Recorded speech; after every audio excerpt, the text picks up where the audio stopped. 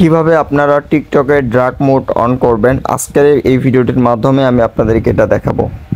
TikTok অ্যাপটিতে চলে আসবেন। TikTok অ্যাপটিতে আসার পর আপনাদের সামনে এরকম চলে আসবে। আপনাদের ডিসপ্লে ডার্ক মোড অন করার জন্য আপনাদেরকে আমি ভিডিওটির মাধ্যমে পুরো প্রসেসটি দেখিয়ে দিব।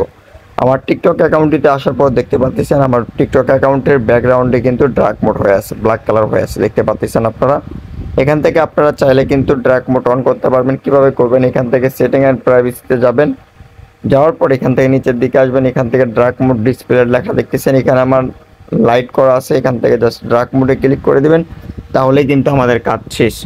এখন থেকে আপনারা টিকটকে যেটা দেখেন না কেন সব কিছু ব্ল্যাক হয়ে যাবে। সেক্ষেত্রে হবে কি, আপনাদের মোবাইলের ডিসপ্লের আলোটা কম লাগবে, সেক্ষেত্রে ফোনের চার্জ বেশিক্ষণ টিকবে।